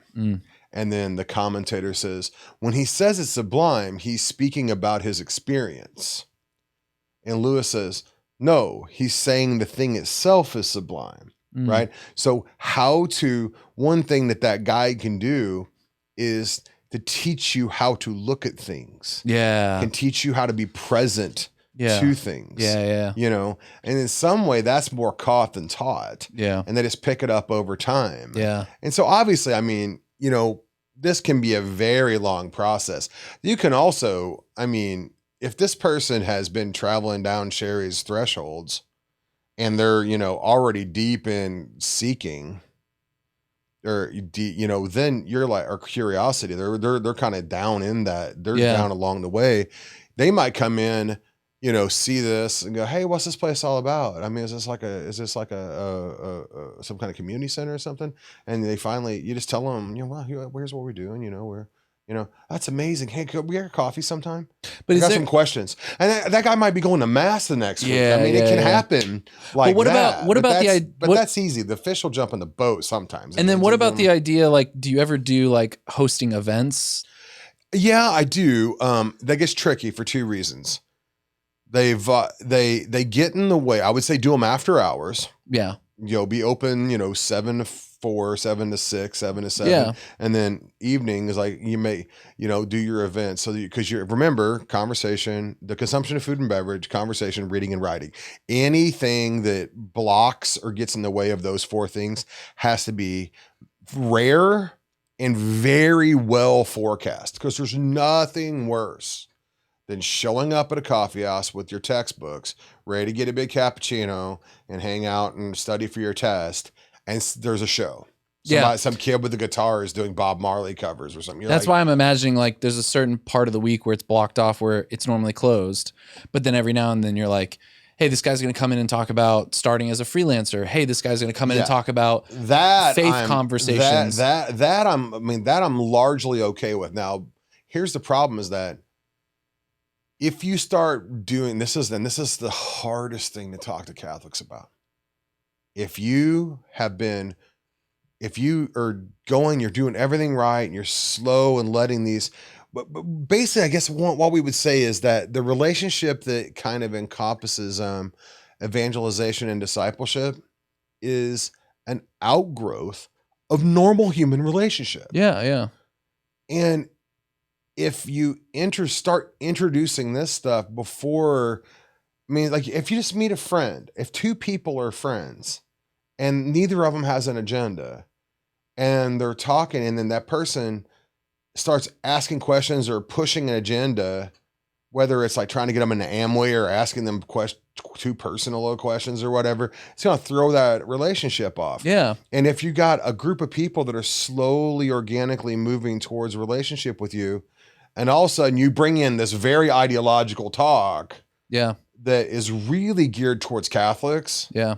That's just going to cut a bunch of ties. You know what I would love though is like once a month there's an event. Sometimes it's, here's a talk on freelancing. Sometimes it's a hosting of a dialogue. Because I really feel like, there's some show, I forget the name of it, where they have a left-leaning and a right-leaning person, but they're really close friends. Yeah. And so they just talk through stuff. And I've been wanting to do something where like, let's get an atheist and a Jew, like let's try to find people that are friends from crazy and just host like a night of dialogue. Yeah, I'm fine with that. You put a panel up there, 3 different positions, and you talk about a conversation. Because Discover Christ really was like short talk presenting a really basic theme of Christianity. One of them is just like, what's the meaning of life? Is there meaning or not? Mm-hmm. And then now let's talk for an hour and a half at our tables. Like, tell me what you think. Mm-hmm. And like that type of stuff, I'm really fascinated with that kind of model. I think the best model I've seen for that is to do it after hours and let it be sponsored. Let it be known that you sometimes let your place out as a venue space. Yeah. And you let someone else sponsor it so you can remain a little unconnected there. So that, because like local coffee shops. So if someone says something kind of offensive or something that comes off as offensive to someone because they're not ready to hear the answer to that question, then you're not kind of being held responsible for that or connected with it. You can still, they still feel comfortable to come to you and gripe about what that guy said. Yeah. That's true. You might agree with that guy, but you want to be the one that he comes and gripes to about. Yeah. Right. So I just think it's just regardless of whether it's a coffee house or an urban garden or a CrossFit gym or whatever you build, that's a repeated engagement. Yeah. Let's just say that it's just a friendship you're developing. If you're in a friendship and you're just constantly pushing a religious agenda or you're constantly pushing any agenda, it's not going to develop. The friendship's not going to develop organically. You're not going to get as close as you would be. Yeah. And the person is usually going to get less likely to want to hear about that. It's like, I saw a meme one time that, this is so mean. It was like, I saw a meme one time. We said, hey, there was a cockroach in my bathroom and I tried to spray it with Axe body spray. Now his name's Chet and he won't shut up about CrossFit. I've seen a lot of those. Those types of memes. Yeah. It's like, it's like you end up being like a vegan or something. Yeah. Where it's like, you're just like this militant, and that doesn't work. Yeah. My favorite example and like what I strive to do is I heard a story once. I think it was Annie Hickman talked about how he would just host people at his house and he wasn't pushing his religion and he would host them and befriend. Like he just literally like not to, for any, just, I want to be a friend. Like, come over my house. Like, be like, and it got to the point where eventually someone said, hey man, aren't you supposed to tell us about Jesus or something? Like, when are you going to tell us about Jesus? Right. And dude, that story stuck in my heart. And I'm not saying you can't be you. Yeah. Normal people have religious ties. Yeah. Or something. And they knew that he was he didn't hide that he was traveling around speaking about Jesus. He just didn't push it on him. And so at a certain point they were like, hey man, aren't you supposed to give us the are you ready to accept the Book of Mormon kind of thing? That really just challenged me to go, I should have relationships where they ask me. Right. Instead of me going, hey man, do you have 2 minutes for us to, you have some time to talk about your Lord and Savior? It's like if you're living in a way that they're like, man, and it's not that wow, that guy seems like he's got it all together. I want to have it all together. It might be, I'll tell you a great example. This is, I was involved with Communion and Liberation in Denver, and a tragedy happened. And this woman's teenage son was killed in a car wreck. And I didn't really even know these people that well. They were in a different school community than me, and I kind of knew of them. And I had conversations with the father a couple of times, and a really nice guy. I liked him, would have been glad to get to know him more. Just didn't know him that well. So I go to the funeral, and I come in, and it's kind of crowded, and I don't really know him that well. So I just kind of stand in the back, right? So I'm kind of back in the narthex, standing, watching the mass. And came this moment, they're talking about him. And man, it just got me and it hit me. And I started breaking down a little bit, and I was crying. And I felt these two hands come up behind me and start rubbing my shoulders and kind of comforting me. Right. And I looked, and it was the boy's mom. She was on her way to the bathroom, saw me crying, and in the middle of her son's funeral, this guy that she knew of but didn't know, she had the level of hope in that tragedy and that love of the other to come over and physically touch me with intimacy and comfort me and give me a little shoulder scrunchies. Yeah. And I was like, that was a huge witness to me. Yeah. Right. And so did she give me any information? Did she demand anything of me? Yeah. Did she show me that she was somehow above all this? No, her face was stained with tears too. Yeah. But I walked away going, I wouldn't be able to do that. Why? How can she do that? She incarnated theology. Right. She became what we believe incarnate. I'll go deep with this. It's my mom, and I may cry on your podcast here. My mom just passed away March 15th. Mom was not a Catholic. She was raised a Catholic, left the church, and we disagreed on theology to no end, right? My mom flat loved God, but more than that, my mom loved people and saw people. And one way that always came out is she always remembered everyone's birthday. Really? She was on her deathbed, literally within a day or two of dying. She could barely talk. And she was like, remember, it's your cousin so-and-so's birthday today. Oh gosh. Because that was the value of people, right? What's your mom's name? Sherry. And so Mama, I was reflecting on what I learned from this 2.5 years of serving my mom. I mean, I went quite honestly from living the life of a selfish bachelor that had an apostolate and some businesses and, an intellectual life and, happy hours with people younger than me and hanging out, doing my thing in the whole Denver scene, to giving my mom a shower and helping her with the bathroom and stuff. Yeah. I had to drop everything, including a new shop I had just built as a consultant for some family I'm friends with, and just go take care of my mom. Right. And so after she died, I was reflecting on this, and there's a privately published book of the writings, some writings of Father Raymond Goronsky, and Father John Nepple writes the preface to it, and he's talking about a conversation he had with Father Goronsky, and he says that he said the same thing that he always said. He says, John, he's late in his life. It's one of the last kind he says, the books mean nothing to me now. It's all about people. And then he said to me this thing, then he said to me this thing that he always said to us in seminary, that Christianity is not about the abstraction of ideas. It's about the concretization of love. And I think that's the core of what I'm trying to get at. I'm trying to get people to build a space that people will feel comfortable to day in and day out inhabit and feel at home and feel loved and accepted, maybe not affirmed in all their activities, maybe not even affirmed in what they have made their identity, but really truly loved and accepted, regardless if they change. Yeah. You're home. Yeah. And then try to concretize love in a way they can understand it. And we can say Aquinas, the thing received is received in both the receiver.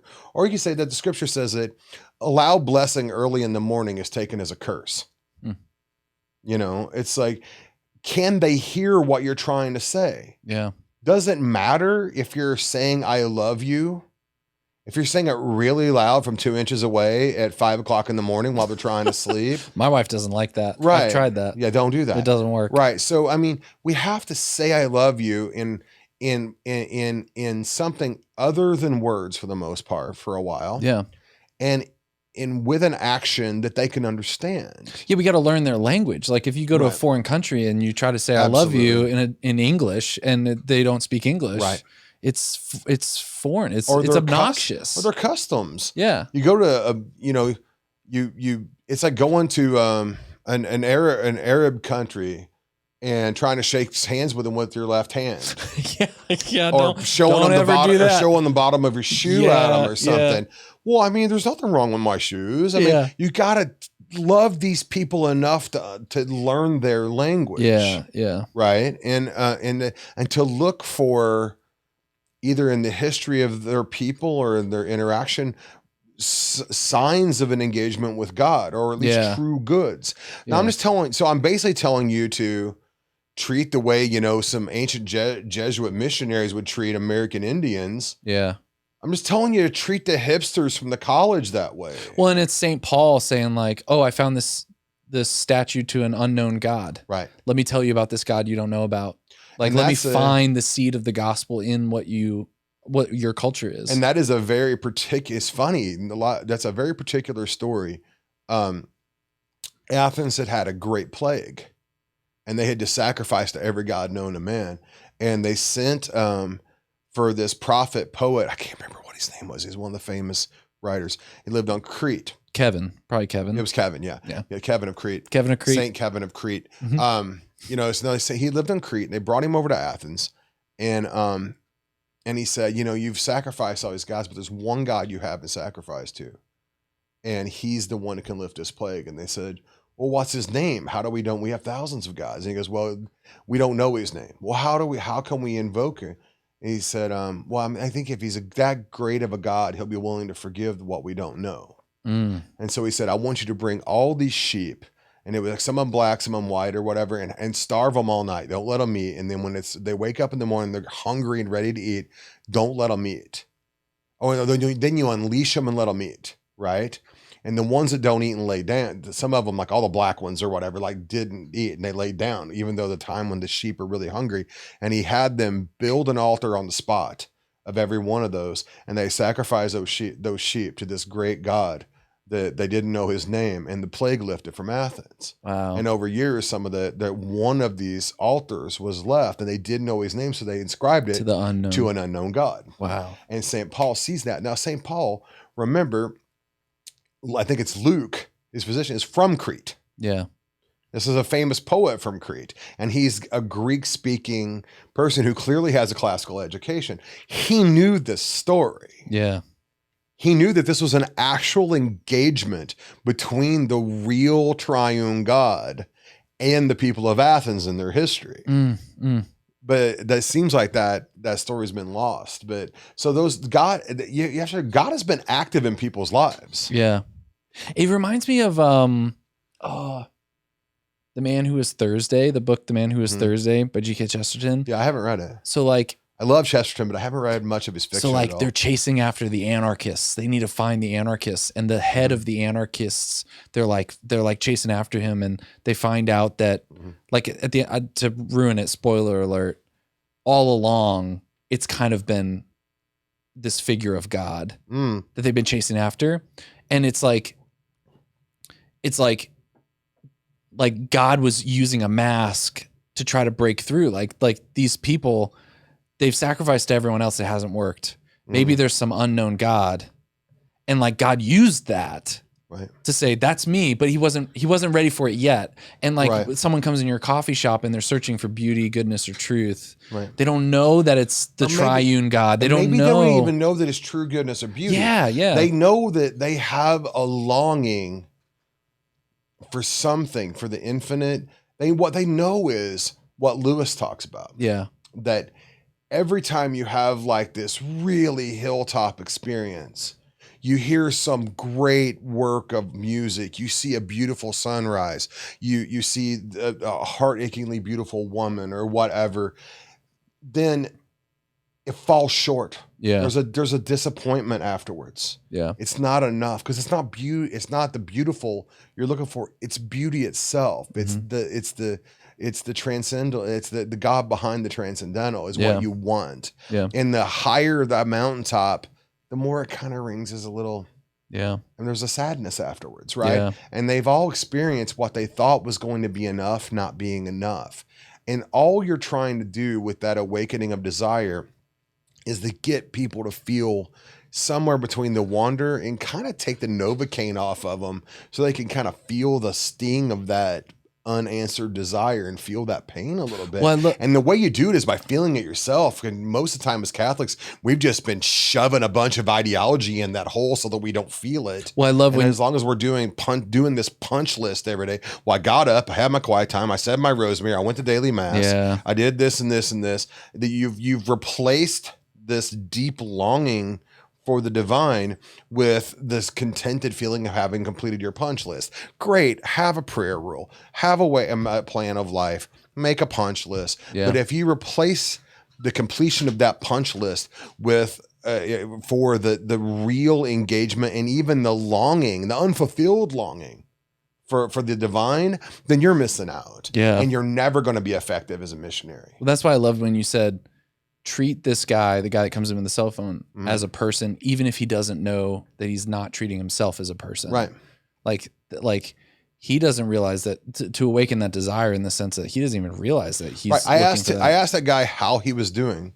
Yeah. As he was shouting a Starbucks order at me, and literally one time when I ranted about it on my podcast, he threw his credit card across and it bounced off my belly.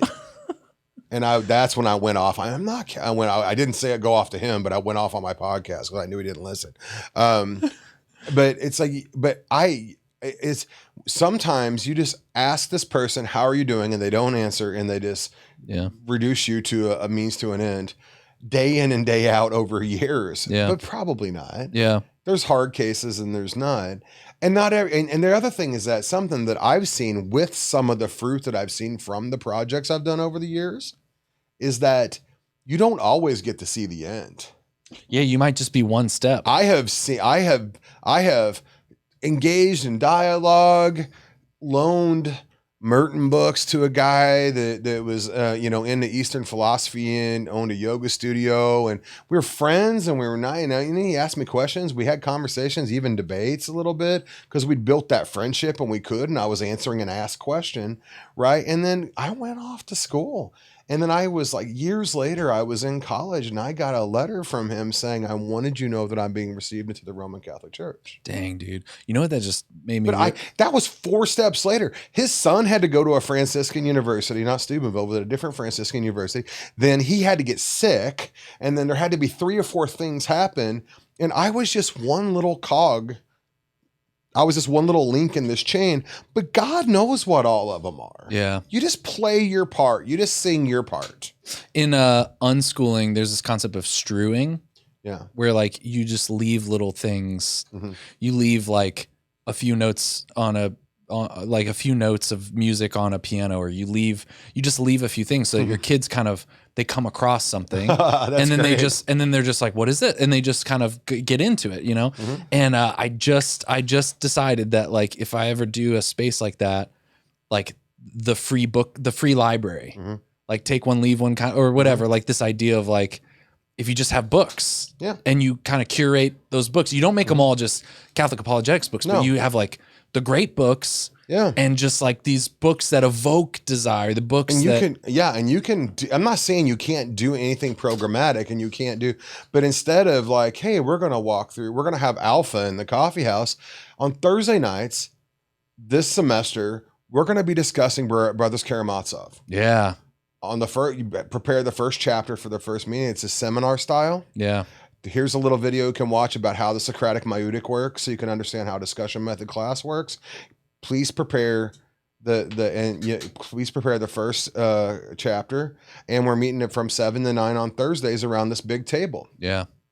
I mean, that if you get people who are carefully reading and discussing Dostoevsky, they will talk about the things that matter. They will talk about the deepest things of life. Yeah, yeah. And in a way that doesn't throw up these religious red flags. Yeah, yeah. You know? Yeah. Even though it's a deeply Christian work, right? Yeah, totally. So there's this, you just have to be a little shrewd in some ways. You just have to understand that, I mean, some people, they read they read the Bible and they read the early church and you're like, well, how come they could just run around, just stand on a street corner and preach the gospel or whatever? Okay, great, do that. But you're not going to, in our modern world, the Christianity was weird, but it was new. Yeah. So back then it was like, they'd never heard of it. Right. Now we're post-Christian. Everyone thinks they know and they have made a decision. You are somewhere between a priest pedophile and that Pentecostal preacher that got busted cheating on his wife and some money-grubbing televangelist and the nun that used to smack your grandma's fingers in school or something. And a horrible Kirk Cameron film. Exactly. Like Fireproof. Yeah, right. Fireproof. Right. Exactly. Like a weird, yeah.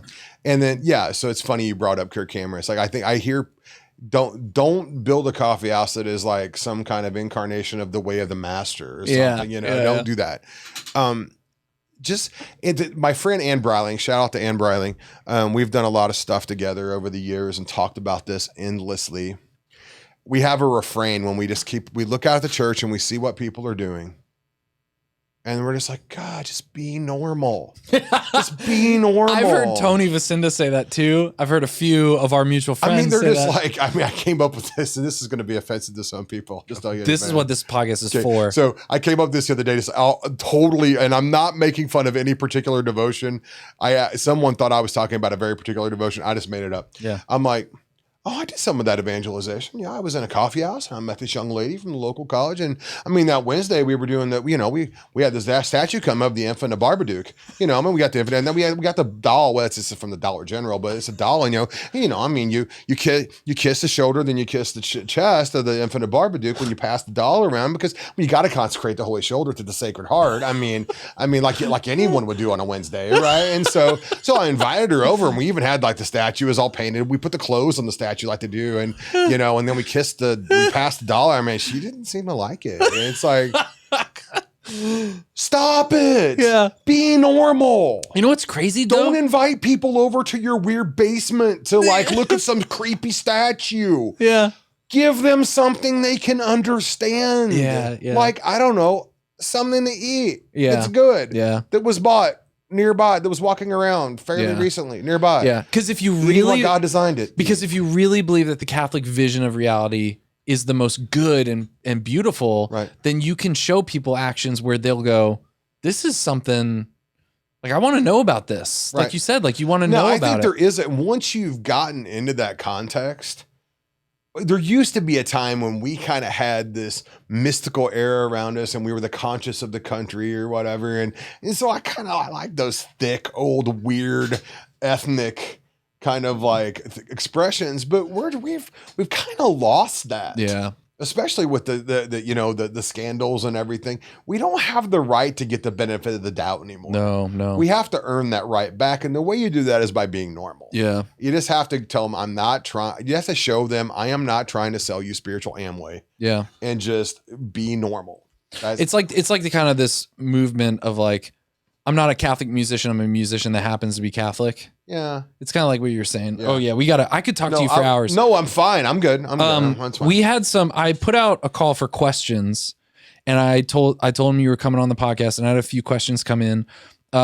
Sam Ford asked, how is, oh, here we go. Whoa, gosh. Whoa, a lot more questions. How is COVID shaping the future of mom and pop businesses? How do you think, give me your 30-second take on. I think that people will emerge from this hungry for community. Yeah. And there's a story in the Old Testament.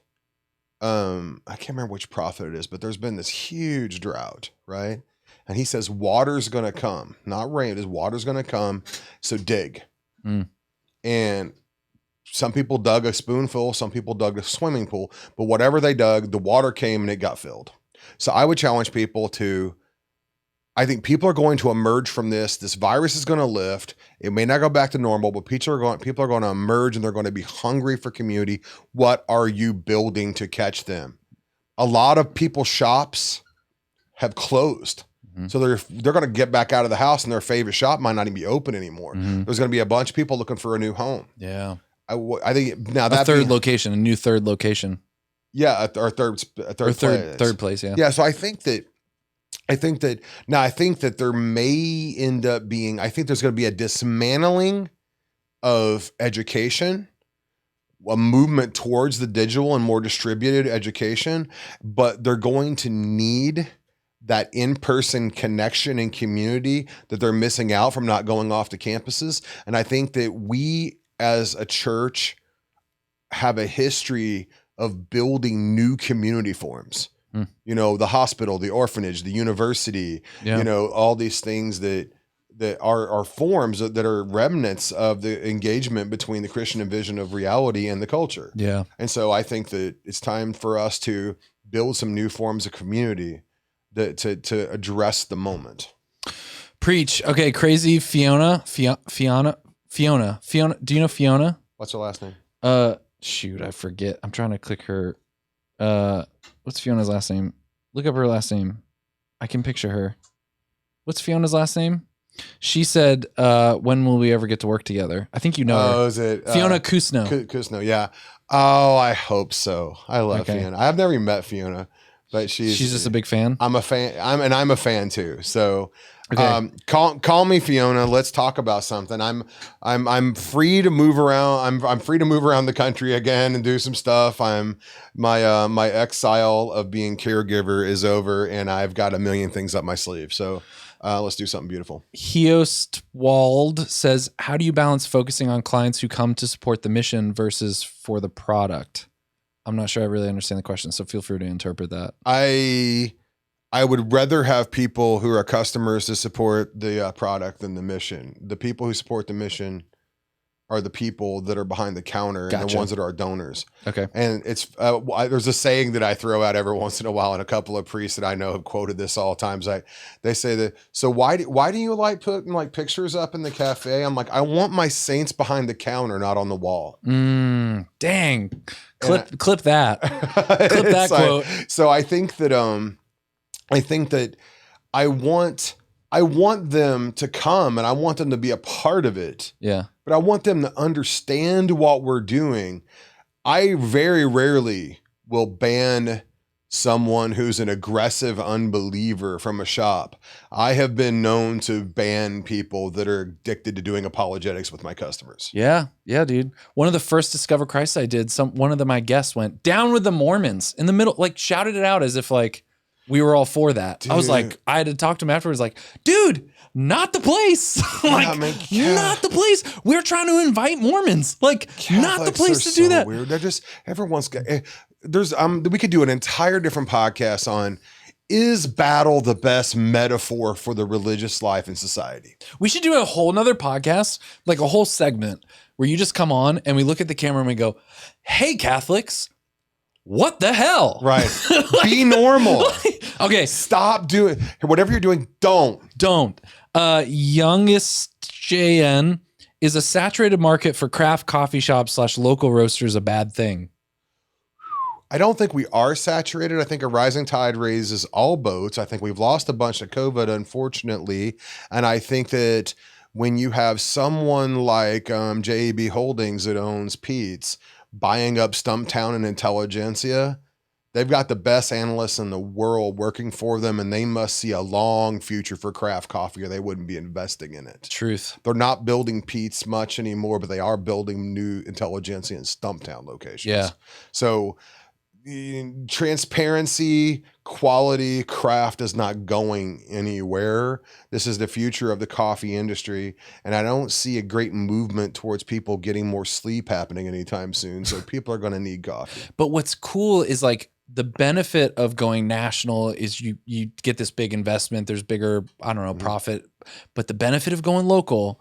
And I've talked to people that work at parishes before, where when one of my friends is thinking about starting a podcast for their parish or content for their parish, I'm like, look, man, we're saturated with Catholic content. We have drone footage of Father Dave Pavanka walking through the desert with the Wild Goose series. Like you can't compete with that. But what Father Dave or Father Mike or Scott Hahn can't compete with is you talking about your local city, talking about what it's like being a Catholic church and being a DRE in your local, talking about your local coffee shop, talking about like no one can compete with that hyper localness of your parish.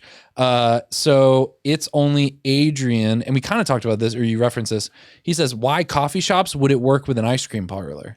I think it could work with an ice cream parlor. I don't know. Or Tony Vicinda, a board game shop, right? I think that Tony, it would work anything with Tony did it. Yeah. I'm a giant fan of Tony. Is that a play on words? You're a giant fan of Tony? Are you making fun of him? Is that a fat joke? I'm offended for Tony. I'm a man of substance. That's our word. Okay. That's, I can say what I want. Okay. Tony and I are brothers in substance. It's you little skinny people that don't get to say anything. I know. I'm about working on it, man. I'm working. Eat something, man. I want to feed you. I think that it could work. I think it can work in any place. Yes, of course it could work with an ice cream parlor. Common good. Like if you have to. goods. You have to. Yeah, I think it could work because the way that you source your milk, the way you built the cream and stuff like that. I tell you, I don't know that people are going to go for purely ice cream often enough that you're going to be able to build the engagement. Now, could you do a traditional espresso bar with panini and gelato, and a lot of people are coming in for gelato? Yeah. You could do, I mean, if it was a heavily neighborhood shop, like, I don't know, like Sweet Action in Denver on South Broadway there, we were there a couple days a week, and you're tasting things and talking. I mean, I think it would be harder. It's not really the kind of place that people dwell. They certainly don't dwell too far past the eating of the product. Yeah. It's not a place you hang, but it could. I've certainly seen spaces that worked well that had ice cream as an aspect. Now, deep craft, local sourcing of cream and ingredients and all that, showcasing a bunch of real true goods that we share with them, it could be done. And if you want to do it, I would love to work on the project. So do you feel like a place like that? I heard of some of these places where they have kind of like a thing where it's like, oh, this restaurant, you pay what you want, but you can pay extra to fund a meal for someone who can't afford it. I think that in some places that model would be a great model. Injustice models of different kinds, like Purple Door in Denver, where they have formerly homeless youth being mentored in a work program or something.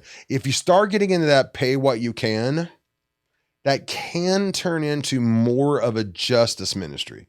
And you're going to start getting a lot of people that are a lot more on the ragged edge of things and needing more of the corporal works of mercy. Yeah. And so you should do that. I want people to build those. Just know what you're getting into. Yeah. It's very hard. Now, that being said, I was talking to Jonathan Reyes, the founder of Christ in the City, that used to be the executive director for USCCB, of the Director of Peace, Justice, and Human Development. And I was saying, I really want to find a place for the poor. And I just don't want this to be a bunch of rich white kids with laptops.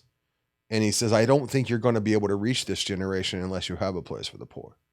So this is a question I am openly struggling with right now, because if you do that, your project can turn into a soup kitchen real fast. That's what I was gonna say. Is like you're much closer to a soup kitchen than you are like a city coffee shop, and it's just who are you called to attract? Now I have seen, on the other hand, I have seen people who do a soup kitchen, but they do it in the form of a cafe or a restaurant where they serve them. They take their order and they serve them with dignity, and it ends up becoming a hangout, and people do come there and eat and pay more. Yeah. And I think that is a really, really, really noble activity and worth doing. I would love to help build it. Like, do you want to tip extra to help support feeding other people? But actually, I think that would be a deeper engagement and opening of the hearts of the people who feel better than those other people because they can pay more. Yeah. I think that in some ways the ministry would be more for the rich people than it would be for the poor. Dude, the number of people that's a whole nother thing, is people that are like, we hosted a golf tournament to raise money for charity, and now we feel good about ourselves.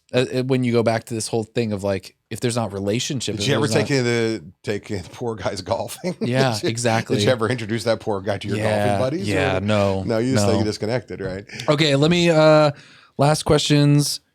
Zelly Beans Coffee, when you say mission-driven coffee shop, what does that mean? I have many thoughts. I feel like we kind of covered what you mean by that. But yeah, I mean, I think that I don't think that every coffee house has to be as intentional as what I'm describing to be mission driven. I think people can be mission driven.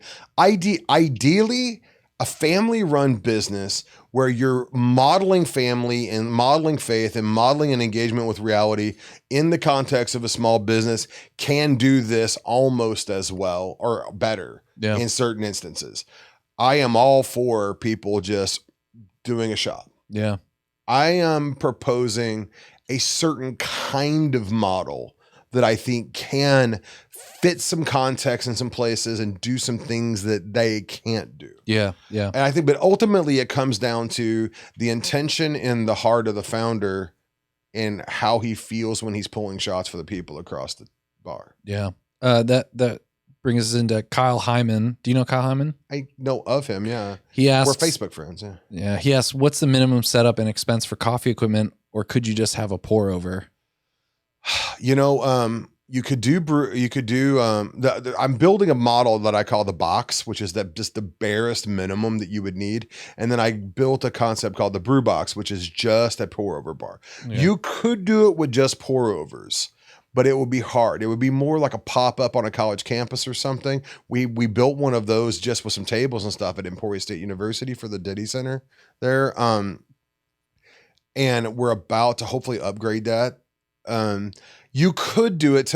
If Kyle's interested, tell him to text But the biggest expense is that huge machine that can make all the difference. The build out and stuff. I would say that I have built a shop with all new equipment, and the equipment bill was just over $40,000. Okay. And so I'd say, but that was all nice new equipment. Yeah. If you want to start getting into what type of equipment? What's that thing called? The big machine? An espresso machine.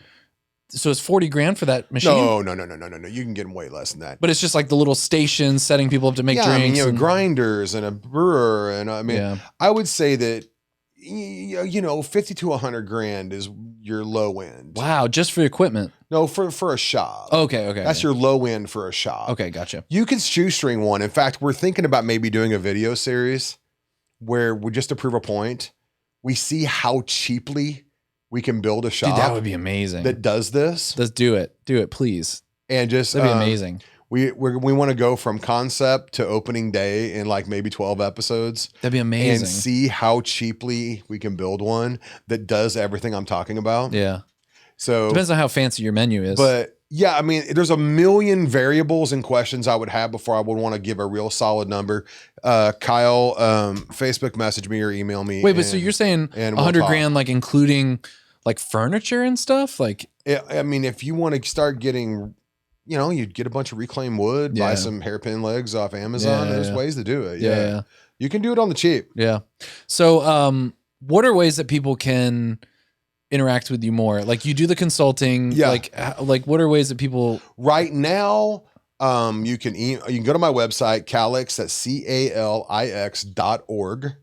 You can email me there. My email link is on there. It's andrew@calix.org. My phone number, this phone's number is on my website. Okay. You can find that.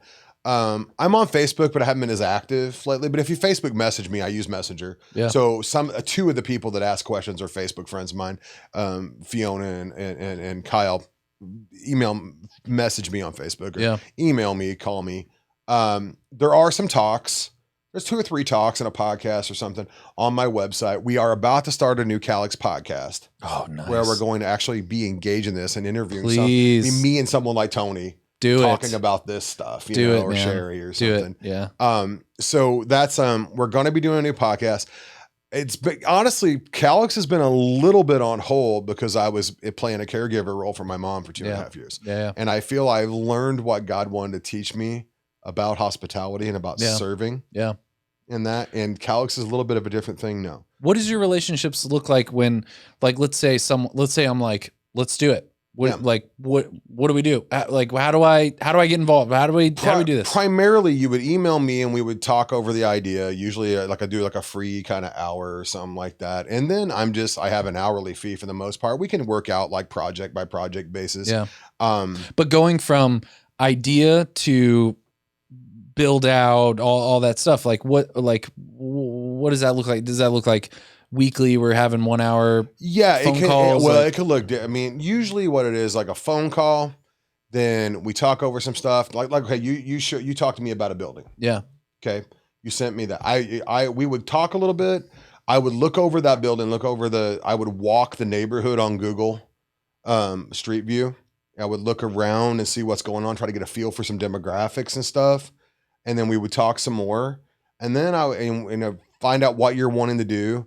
I would do some research, maybe find some other models that look like that we could look at. Eventually, you'd probably want me to come in on site, walk the space, take a bunch of pictures, do a bunch of measurements.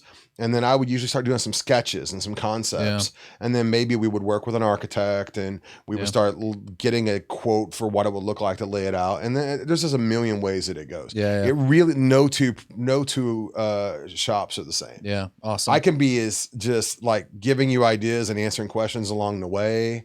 I can get elbow deep and figure out how high that counter should be and give sketches to your architect. Wow. That's awesome. I mean, so we just do everything in between. That's awesome, man. And I can also, we come in, we'll train your staff, do talks for them and stuff, and literally train people to make coffee and teach you the skills and the craft around doing this a little bit. Sounds amazing. Too.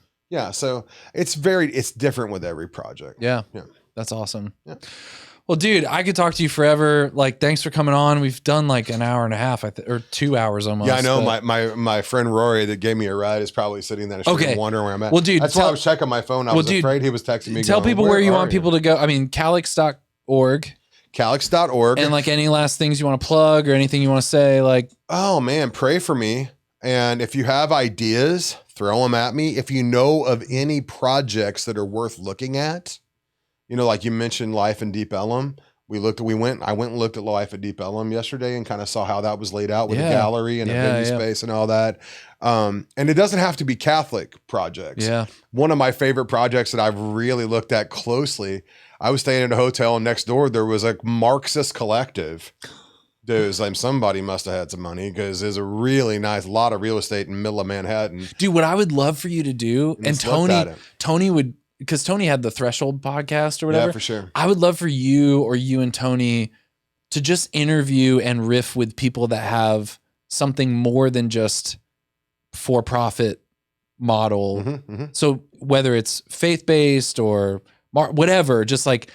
So you're trying to get me to team up with Tony? Yes, for sure. I think Tony and I should start a podcast and call it Men of Substance. Okay, for sure. Tony, are you watching? But I would love to hear you talk with a lot of these people I'm finding where it's like, it's not just a co-work space or a coffee shop. There's something a little extra. And that's what we're trying. Interviewing them. That's what we're trying to do with the Calix podcast. Man, dude, that would be great. And we're also wanting to go outside of the church and talk to someone like, I've got my eye set on Danny Meyer, the founder of Shake Shack. He wrote a book called Setting the Table. Yeah. And I really want to talk to him about hospitality. Dude, we need that. I quote him all the time because he says, hospitality is that blurring of the line between going out and coming home. Dude, that's great. So I want to talk to him about, because he understands hospitality better than I do, better than almost anyone I know. Yeah. I don't care if he's trying to sell burgers or high-end barbecue. Yeah. I want to know what he knows about hospitality. Do you know about this book, Hospitality Comes with a House Key? I've heard about it. I think Sherry's talked about it. Yeah. Dude, I bought it. I was trying to get her on the podcast because I wanted to talk to her about. Anyways, okay. We need to end. We need to wrap this up. Do we have an outro? We haven't figured out an outro. Okay, go to patreon.com/the show. Patreon used to support the show, but now patreon.com/the show supports the studio and all the stuff we're trying to do here. So we have some exciting things. I can't say all of them, but we have some really big, I don't know when this podcast is going to come out. Some big, exciting things, announcements and things going on. So if you go to patreon.com/the show, you're helping support all this stuff that we're trying to do here at the studio, and you're helping buy Kyle, Keystone Light. And that's what really the Lord wants. Oh, Kyle Lord, buy him a good beer, man. Well, we're not that fancy yet. We're not fancy that. Yeah, we're not that fancy yet. Kyle, thanks for coming on the show. What we'll do is we'll end the show by you just talking to you look to this camera here, and just whatever you want your grandchildren to know. I'll just get up and leave, but you just end the show that way. And when you say done, Kyle will cut it. I am so sorry that you don't exist. Sorry that I got really busy with the intellectual life, and I was just so selfish and just quite honestly a train wreck of a human being. And I just never got far enough outside myself to find a wife and to make your parents. So you don't exist, and I'm sorry about that. But if someone sees this and proves me wrong and, volunteers to help with the project, then maybe you will exist, and you should have gratitude for your grandma then, because I've been looking for her for a very long time. Done.